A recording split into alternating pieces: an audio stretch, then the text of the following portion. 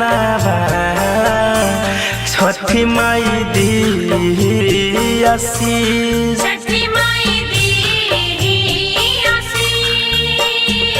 तोहरे हवे ललनवा छठी माई दी आशीष सीमावा पर रहेले सजनमा छठी माई दी आशीष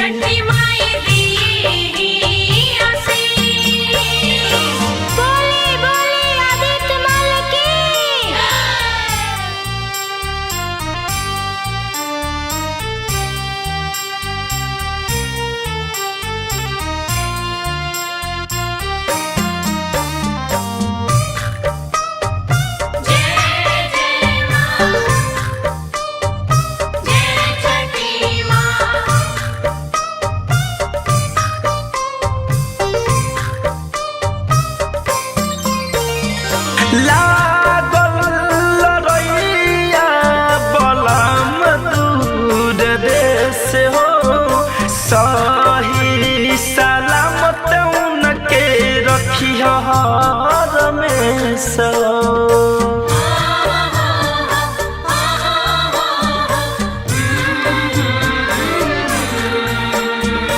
लागल लड़ैया बलम देश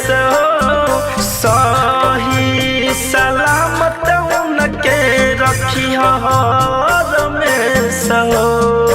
इतने बात से कहनवा छठी माई दी आशीष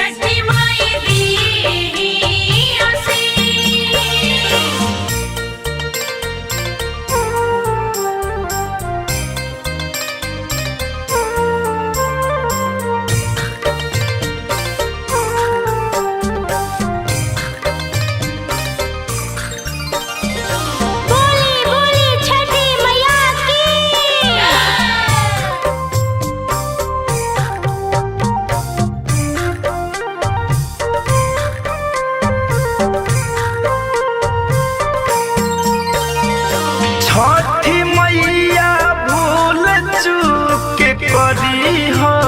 तुम धनंजय सुमित संगे करी हो इंसाफ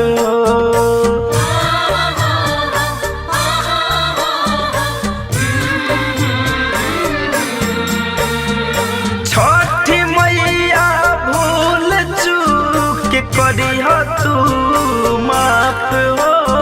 सरुज मनीष संगे करी